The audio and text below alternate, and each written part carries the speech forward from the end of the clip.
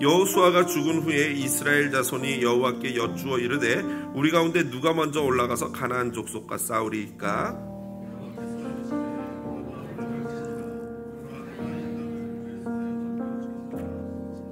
유다가 그의 형제 시므온에게 이르되 내가 제비 뽑아 얻은 땅에 나와 함께 올라가서 가나안 족속과 싸우자. 그리하면 나도 내가 제비 뽑아 얻은 땅에 함께 가리라 하니 이에 시므온이 그와 함께 가니라.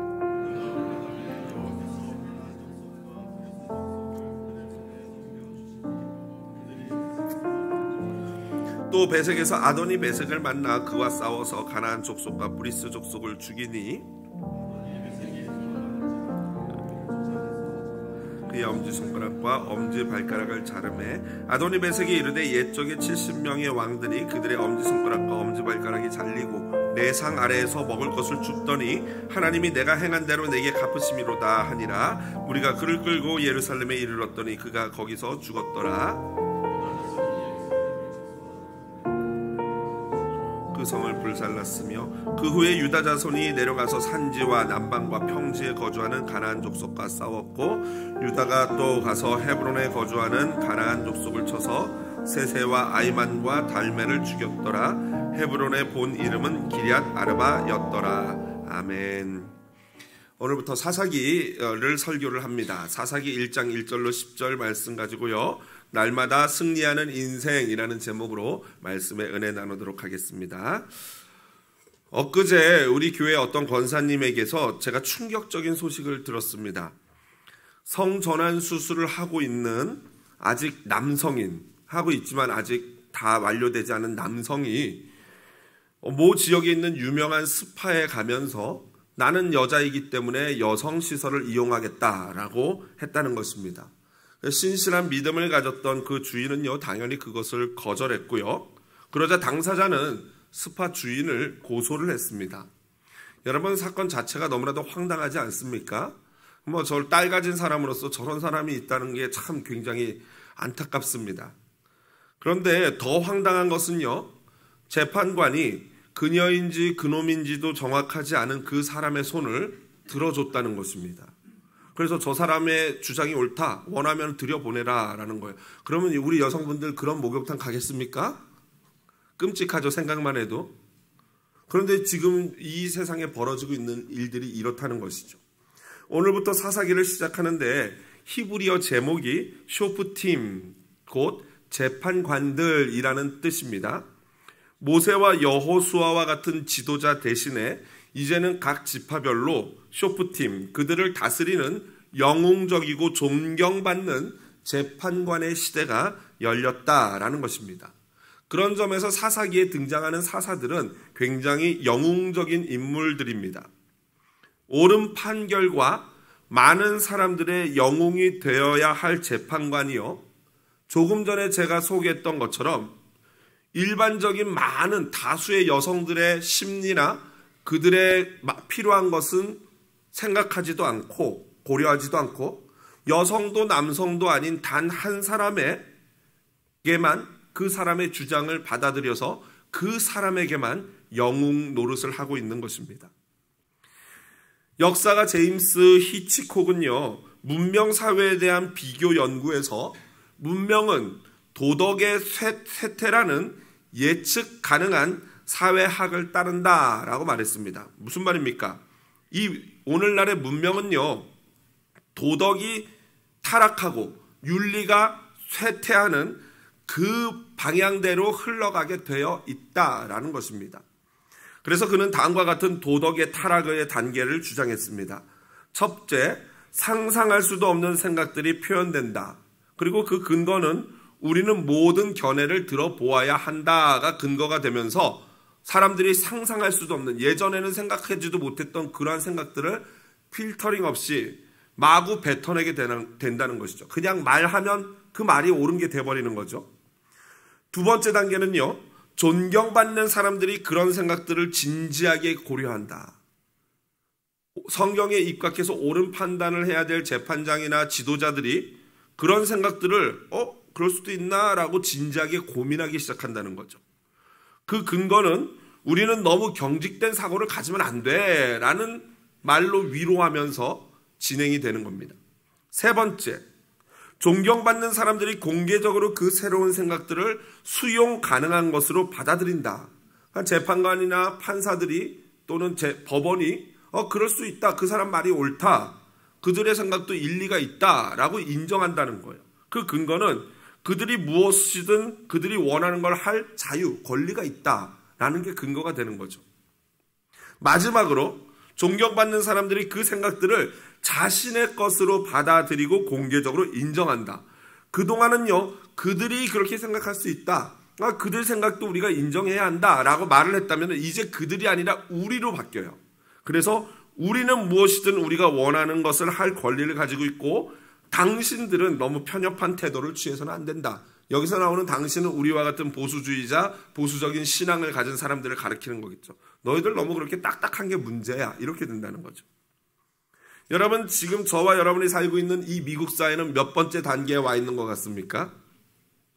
그렇죠? 벌써 이미 지나갔죠. 네 번째 단계도 지나가고 있는 것 같아요. 오늘날 현대사회에 일어나는 일들을 너무도 잘 설명한 모델이라고 보여집니다. 문제는요, 어느 시대나 존경받는 사람들, 곧 재판관, 정치적 지도자와 같은 지도자들이 타락할 때, 그들이 타락할 때 그 사회는 더 이상 소망이 없어지는 것입니다. 사사기의 이야기가 바로 이 이야기예요. 사사기 이야기를 이제 앞으로 쭉 살펴볼 건데요.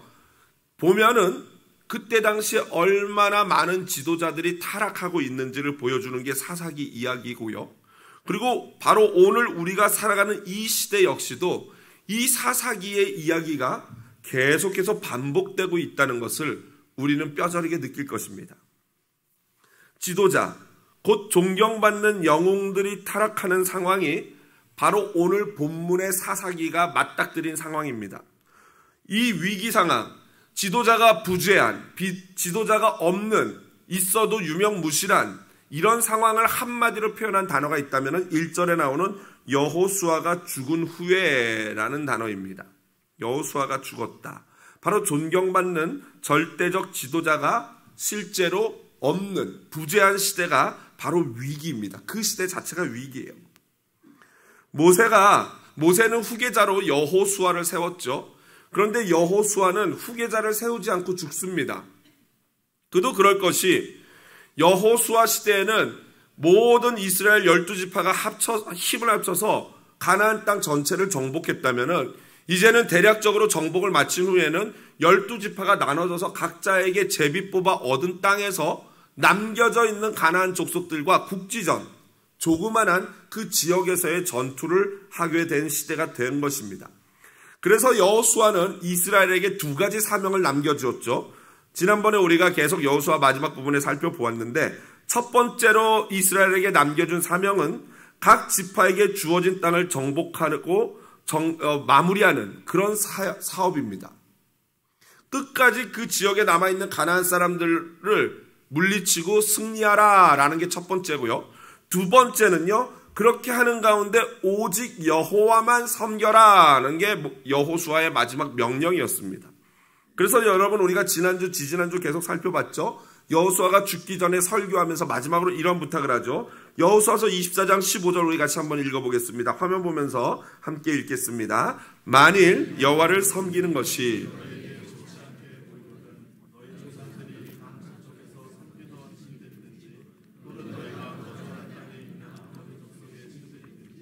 너희가 섬길 자를 오늘 택하라.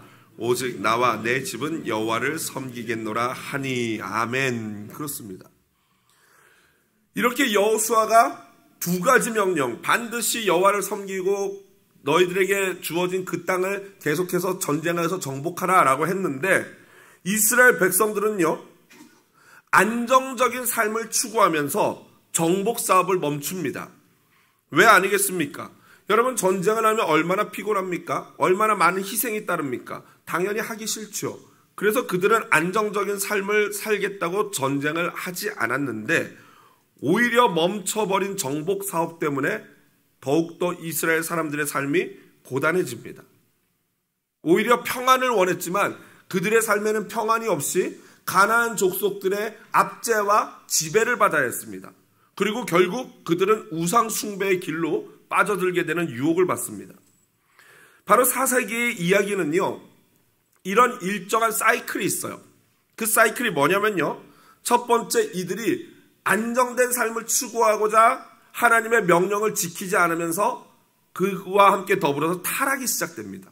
하나님의 말씀을 어기고 하나님을 따르지 않고 바알을 섬기게 됩니다. 그렇게 되다 보면 하나님이 이스라엘을 심판합니다. 그런데 하나님이 심판하시는 방법은 다른 게 아니라 주변에 있는 가나안 족속 민족들을 통해서 이스라엘 심판해요. 블레셋이, 또 다른 민족들이, 가나안 여러 족속들이 이스라엘 백성들을 오히려 압제하고 지배하고 노예 삼고 괴롭히고 그들에게서 이 금품들을 받기 시작합니다. 그러면 이제 이스라엘 사람들이 어떻게 합니까? 괴롭죠, 힘들죠, 고단하죠, 너무나도 억울하죠. 눈물로 하나님께 회개하며 기도하기 시작합니다. 어느 정도 그 기도가 차고 눈물이 차면요, 하나님이 그들의 기도를 들으십니다.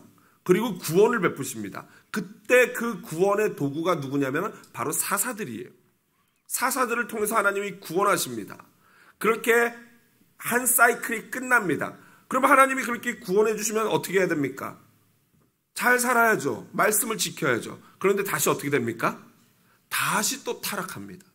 그래서 사사기는요, 300년 동안 계속해서 타락, 심판, 회개, 구원, 이게 계속해서 끊임없이 쳇바퀴 돌듯이 돌아가는 그 이야기가 바로 사사기인 것입니다. 여기에다가 한 가지 더, 저 사이클에다 하나를 더한다면요, 시간이 갈수록 그 타락의 정도가 점점 심해져요. 여러분, 사사기만 그렇습니까? 지금 저와 여러분이 살고 있는 이 세상도 마찬가지예요. 타락하고 하나님의 벌을 받아서 우리가 회개합니다. 그 코로나가 왔어요. 하나님 용서해주세요. 교회들이 정신 차리고 그동안 우리가 이랬다 막 여러 가지 책도 나오고 그럽니다. 하나님께 회개했어요. 하나님이 이제 코로나를 잠잠하게 해주셨어요. 또 이제 그러면 이제 우리가 열심히 예배하고 하나님만 섬겨야 하잖아요. 그런데 어떻게 됩니까? 슬슬 풀어지기 시작해요. 그러면 이제 또다시 언젠가 또 하나님이 다시 또 우리의 타락 때문에, 우리의 이 열정 이름 때문에 하나님이 또 어려움을 허락합니다. 그러면 또 회개합니다. 그럼 또 하나님이 구원하십니다. 이게 계속 반복되고 있는 게 우리의 삶이에요. 그리고 중요한 것은 시간이 지날수록 그 타락의 정도가 점점 심해진다는 거예요. 아까 서론에 말씀드린 사건처럼요. 그래서 결국 이스라엘의 이런 타락 일변도 계속해서 점점 나빠지는 이것을 잡아줘야 될 무엇인가가 필요했어요. 그것이 바로 하나님의 뜻에 의하여 하나님의 역할을 대행할 왕이 필요했던 것입니다. 결국 사사기는요, 필연적으로 왕정 시대로 갈 수밖에 없는, 이스라엘이 처음에는 하나님을 왕으로 삼았는데 그러다가 사사들이 등장하고 결국에는 이스라엘 역시도 다른 나라들처럼 눈에 보이는 왕정 시대로 들어가기 위한 중간 단계가 바로 이 사사 시대였던 것입니다. 그래서 사사기를 보면요, 후반부 17장부터 21장에 보면요, 한 4번 정도 반복되는 문구가 등장하는데 그게 뭐냐면요, 그때 이스라엘의 왕이 없으므로, 그리고 그 뒷부분의 말은 사람들이 자기 소견에 옳은 대로 행하였더라 라고 나와요. 여러분, 자기 소견에 옳은 대로 행하였더라, 이거 성경적 표현이지만 쉽게 우리말로 표현하면 뭐예요? 지 멋대로 했더라 이거예요. 지 마음대로 했더라. 그때 왕이 없으니까 자기 마음대로 사는 거예요. 여러분, 우리의 마음에 요즘 우리가 계속 우상을 쫓아내야 된다 그러고 하나님을 왕의 보좌에 앉혀야 된다고 제가 몇 주 동안 말씀드리지 않았습니까? 이 마음에 왕이 없으면요, 그냥 자기 멋대로예요. 자기 생각대로, 자기 마음대로, 내 생각하는 대로, 이게 좋을 것 같아, 내 기분 가는 대로, 내 감정 가는 대로 그냥 말하고 그냥 행동합니다. 그게 사사시대의 사람들의 모습이었고 오늘날 시대를 살아가는 현대인들의 모습이기도 합니다. 바로 이스라엘의 왕, 첫 번째 왕 사울이 세워지기까지 걸출한 그 지도자가 나오기까지 그 지도자의 부재의 자리를 대신했던 사람들이 바로 사사들이에요. 사사기는 그 명칭 그대로 사사라는 명칭을 그대로 책 제목으로 사용해서 사사기라고 하는데요. 서론에서 말씀드린 것처럼 히브리어로 사사기는요, 쇼프팀입니다. 그런데 그 이름은 바로 재판관들이라고 말씀을 드렸어요.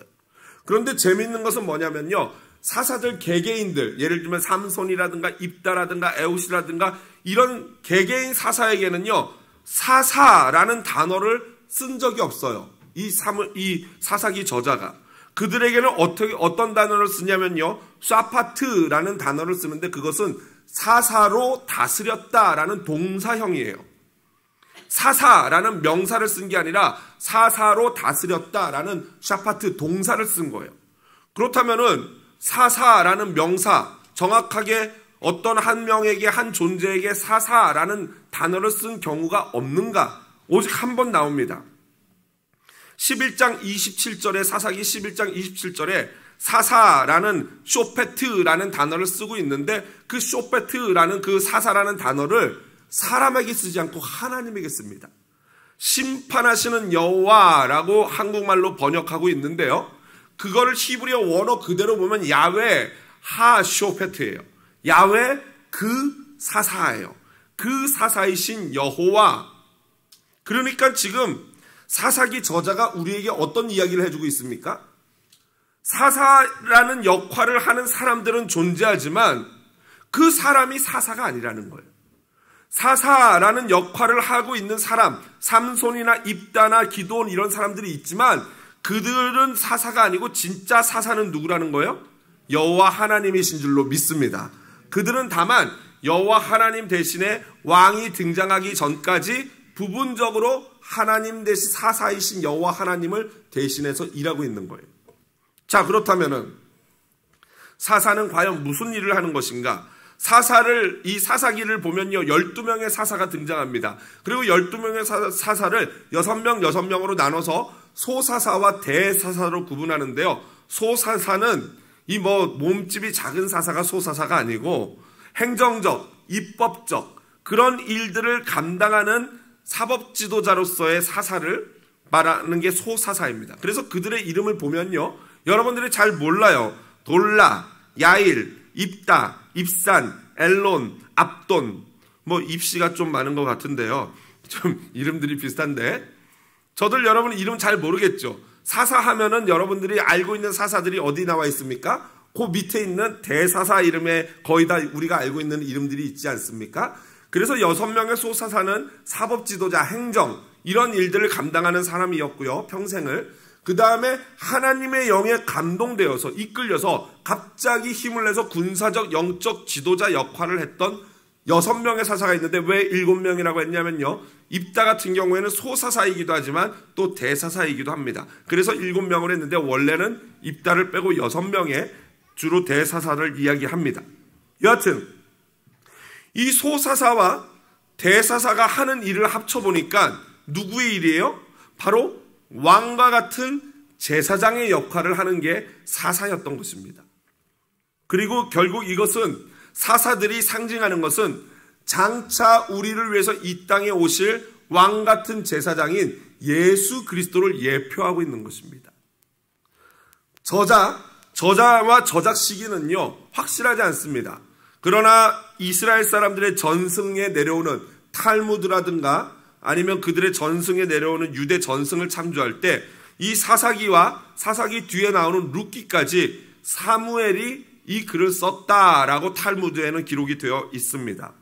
그래서 이것을 시기적으로 보자면은 아마도 BC 기원전 1050에서 1000년경, 그러니까 지금으로부터 따지면 약 3300년 정도 전에 쓰여졌던 그러한 글이 바로 사사기인 것이고요. 그 사사기의 그 시대적 배경은 아마도 BC 1300년에서 첫 번째 왕인 사울이 나오기까지, 그러니까 BC 1000년경 정도까지의 사이 약 300년 정도에 있었던 300년 기간에 있었던 사건을 기록한 책이라고 할 수 있습니다. 이처럼 지도자의 부재, 존경받는 사람, 재판관들, 영적인 지도자가 없을 때는요, 공동체는 위기를 맞이하게 됩니다. 아직 지금 사사기 1장에는요, 그들의 위기가 드러나 있지 않아요. 그러나 이미 지도자가 없다는 것 자체로 이들은 벌써 위기의 단계로 들어간 것이죠. 그래서 우리 사회가 지금 겪는 가장 큰 문제는 무엇이냐? 영적인 위대한 지도자가 없다는 것 아니겠습니까? 이 미국이든 한국이든 우리 이 백성들, 국민들의 생각과 마음을 붙잡아주고 바른 길로 인도할 정치적, 영적 지도자가 부재하다는 이 사실이 진정으로 하나님의 뜻대로 우리를 다스릴 영웅, 사사가 없다는 이 사실이 우리에게 너무나도 큰 위기예요. 아까 말씀드렸지만 사사의 역할을 해야 될 재판관들이 그런 말도 안 되는 엉뚱한 재판들을 하고 앉아 있으니 이 시대가 어떻게 가겠습니까? 여러분, 이건 사회뿐만 아니라 공동체뿐만 아니라 우리 가정도 마찬가지죠. 저와 여러분의 가정에 사사가 있습니까? 어떻습니까? 여러분, 각 가정에 사사가 있어야 돼요. 진정한 하나님의 영웅, 하나님의 말씀대로 재판하고 판단하고 가정을 다스릴 자, 공동체를 다스릴 자가 있어야 하는 것입니다. 이 시간 우리 옆에 분에게 한번 이렇게 축복해 줄까요? 당신이 바로 사사이십니다. 이렇게 대답해 볼까요? 알아주시니 감사합니다.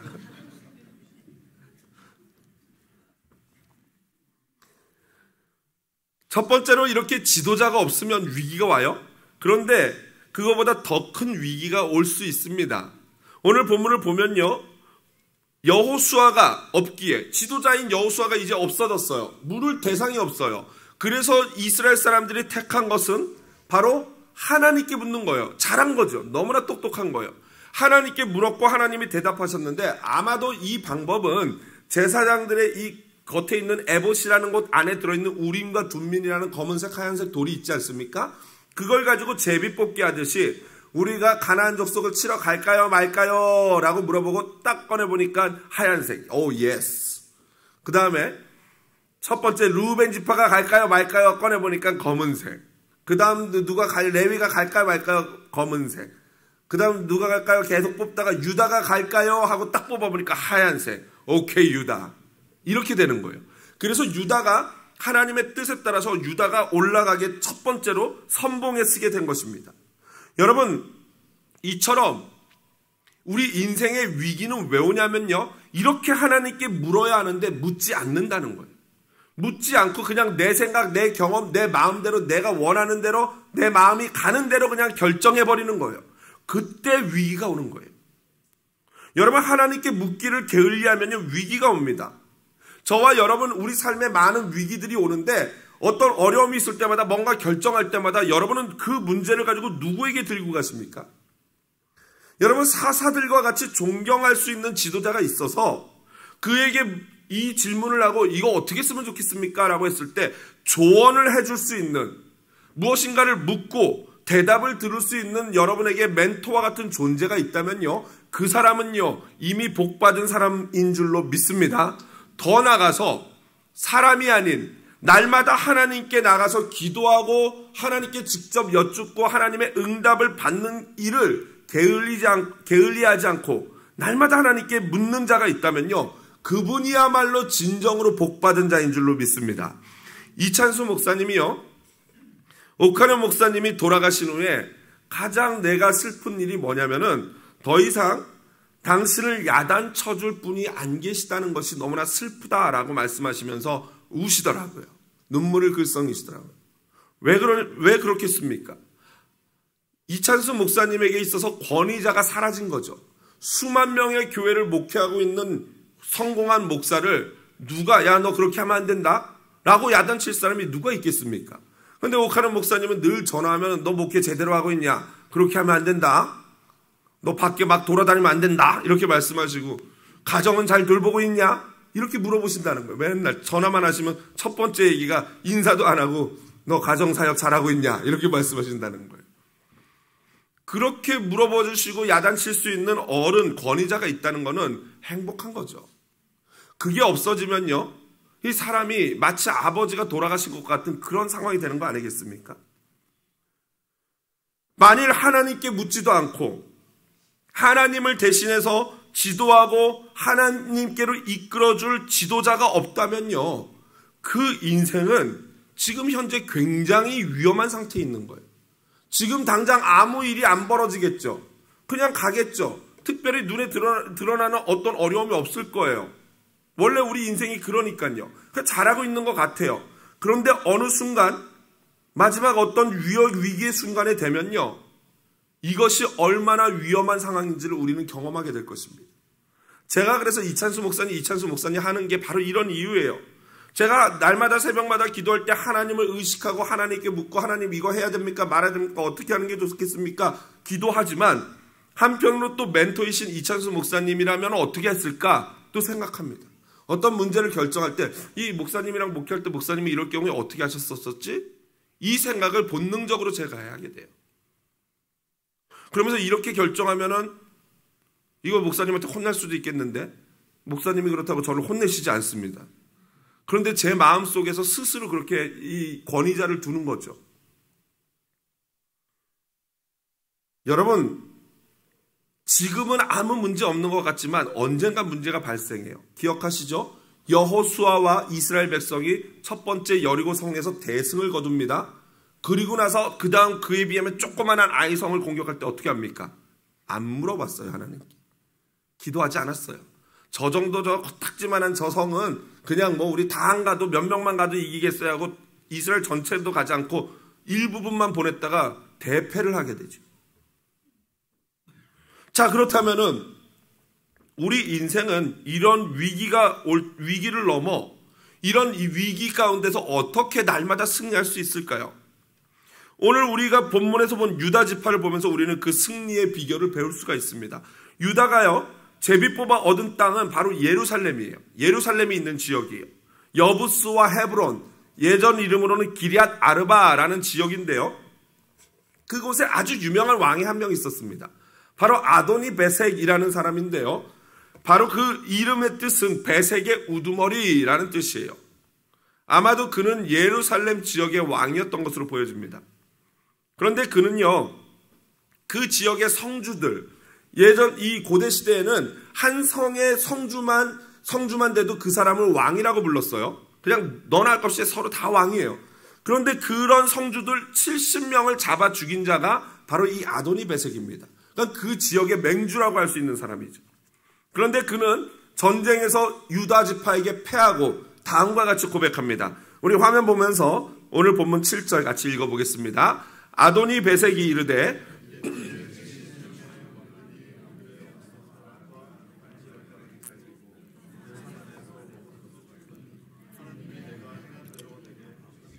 하니라. 아멘.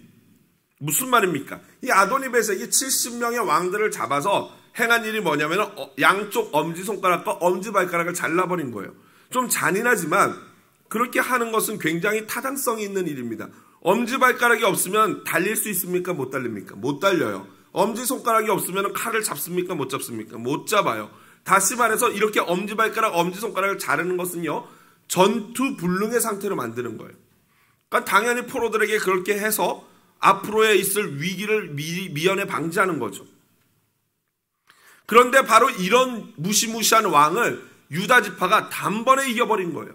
한꺼번에 10,000명이나 쳐 죽였다 그러고 나오고요. 마지막에 아도니 베색을 잡아서 결국에는 예루살렘까지 끌고 와서 아도니 베색도 죽습니다.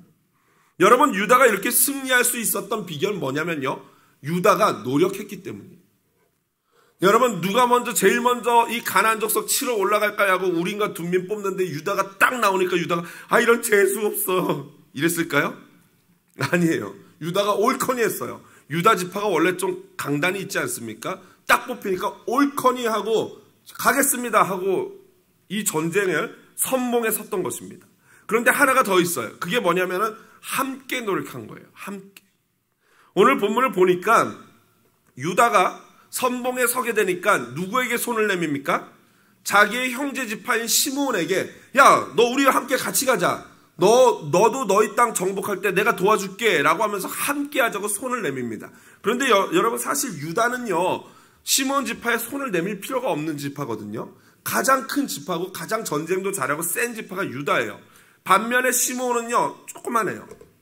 있으나 마나한 별 볼 일 없는 지파예요. 그런데 유다가 그에게 손을 내밀어서 함께 그 영광을 같이 하자는 거예요. 여러분, 이게 바로 승리의 비결인 줄로 믿습니다. 오늘 본문에서 발견하는 승리의 비결은요, 영적인 전쟁은 혼자가 아니라 함께 해야 한다는 것입니다. 그래서 지혜자는 전도서 4장 12절에 이렇게 고백합니다. 같이 한번 읽어보겠습니다. 한 사람이면 패하겠거니와 아멘. 아무리 연약하고 부족한 존재라도요, 함께 할 때 그 힘은 배가 되는 것입니다. 여러분, 교회 일은요, 뛰어난 단 몇 사람에 의해서 이루어지지 않습니다. 교회 일은요, 함께 하는 거예요. 그래서 무슨 일을 하든지 간에 혼자 잘난 척하고 하는 게 아니라 당시 같이 합시다, 도와주세요 라고 손을 내밀 수 있어야 돼요. 여러분, 교회 같은 데 보면은 막 같이 일하는 거 막 너무나도 힘들어 하지 않습니까? 근데 같이 하는 게 얼마나 아름다운 일인지 몰라요. 연약한 존재들이 함께 손을 맞잡고 힘을 모을 때 우리는 승리를 경험하게 될 줄로 믿습니다. 지금 막 이런 행사 같은 거 있으면 식당 같은 경우에 보면요, 막 그냥 이 식당에서 맨날 이렇게 도와달라고 요청하지 않는 이유가, 이분 불렀더니 오히려 더 복잡해진다는 거예요. 왜 복잡해지냐 했더니, 이 막 오이를 써는데 이렇게 탁탁탁 썰어야 되는데 그분이 오더니 이렇게 쓴다는 거예요. 그래서 이렇게 쓰려고 가르치면 막 이제 거기서 불안이 일어나는 거죠. 어떤 분, 오이를 이렇게 썰어야 된다고 그러는 거예요. 여러분, 오이를 이렇게 쓸거나 이렇게 쓸거나 이렇게 쓰면 어떻습니까? 들어가서 나오는 거는 매한가지인 줄로 믿습니다. 상관없어요. 그래도 이게 뭔가 결정을 해야 되지 않습니까? 이렇게 쓸지 이렇게 쓸지? 그때 누구의 의견을 따르면 되겠습니까? 담당자, 거기에 세워진 치프의 의견을 따르면 되는 거예요. 식당 담당자가 있으면 이렇게 하는 것도 좋고 이렇게 하는 것도 좋고 이렇게 하는 것도 좋은데 어떻게 할까요? 하면 그거를 그 부장이 결정하는 거죠. 이렇게 하는 게 좋겠다면 알겠습니다 하고 그분의 이 결정에 그냥 순종하면 되는 거예요. 아멘이십니까? 여러분, 주보를 나눠줄 때 이렇게 이 안내자가 이렇게 나눠주는 게 좋습니까? 이렇게 하는 게 좋습니까? 아니면 이렇게 주는 게 좋습니까? 상관없죠. 이렇게 주든 이렇게 주든 이렇게 주든 이걸로 이렇게 머리만 안 때리고 주면 괜찮지 않습니까?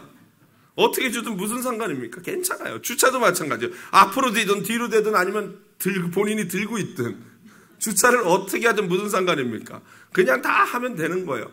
다만 팀원들이 같이 마음을 모아서 의견을 내고 서로 고민한 다음에 그 다음에 결정을 그 부장이 하면 되죠. 예를 들면 주차 부장이 우리는 이렇게 주차합시다 그러면 알겠습니다 하고 부원들이 그냥 순종하면 되는 거예요.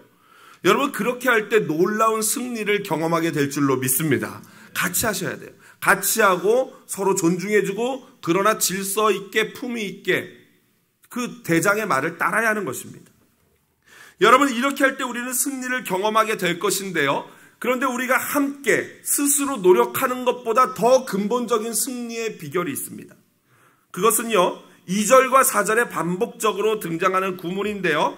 여호와께서 그들의 손에 넘겨주시니 라는 표현이에요.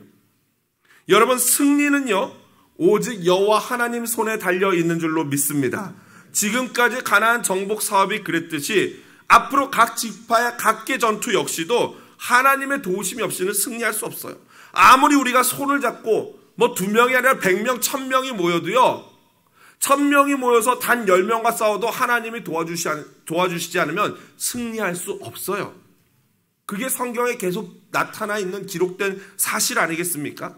모든 생사화복과 전쟁의 승패를 주관하시는 분이 하나님인 줄로 믿습니다. 그러므로 우리는 날마다 승리하기 위하여 여호와 하나님만 바라보며 그분 앞에 나가야 합니다. 아무리 노력해도 하나님이 붙여주시지 않으면, 하나님이 넘겨주시지 않으면 안 돼요. 말씀을 마무리합니다. 초기에는 이토록 유다 지파를 중심으로 해서 정복 사업이 잘 이루어지는 듯 했어요. 그런데 어느 순간 이스라엘이 스스로 타협하며 더 이상 고생하기 싫다, 더 이상 손실 보기 싫다 하고 안정을 스스로 선택했어요. 안정, 그냥 대충 좋은 게 좋은 거라고 좋게 지내자. 하지만 그들이 그렇게 안정을 선택한 순간부터 그들에게 온 것은 안정이 아니라 고난과 핍박과 악한 사람들이 그들을 지배하는 거였어요. 오히려 쫓아내지 않고 남겨놓은 가나안 족속이 가시가 되어서 이스라엘을 괴롭혔고, 그들이 유혹이 되어서 이스라엘은 우상 숭배까지 하는 과오를 범하게 됩니다. 여러분, 힘들다고 자전거의 페달을 멈추는 순간 자전거는 어떻게 됩니까? 쓰러집니다. 힘들어도 페달은 계속 밟아야 하는 거죠. 힘들다고 영적인 전쟁을 멈추고 타협하는 순간 얻고자 하는 쉼이나 안정은 결코 얻을 수 없고, 오히려 적의 엄청난 공격과 무시무시한 유혹을 맞닥뜨리게 될 것입니다. 그래서 오늘도 저와 여러분은 쉼 없이 영적인 정복 사업을 펼쳐야 하는 것입니다. 오늘도 내 가정과 나의 자녀, 배우자와 공동체를 공격하는 악한 영들을 우리의 사사 되시는 예수님을 뒤따라가며 대적하고 싸워 승리해야 할 줄로 믿습니다. 내 삶의 진정으로 주님의 길을 보여주고 제시할 영적인 멘토를 여러분 만드십시오. 그리고 언제라도 손을 내밀어서 도움을 요청할 수 있는 나의 동료들, 가정, 공동체를 만드십시오. 그리고 마지막으로 이 모든 것들을 주관하시는 여호와 하나님, 그리고 우리의 대장 되시는 예수 그리스도를 의지하여 담대히 날마다 승리를 선포하며 영적인 싸움을 하십시오. 그럴 때 우리는 날마다 대승을 경험하게 될 줄로 믿습니다. 끝까지 싸워서 승리하는 저와 여러분 되시기를 주님의 이름으로 축복드립니다.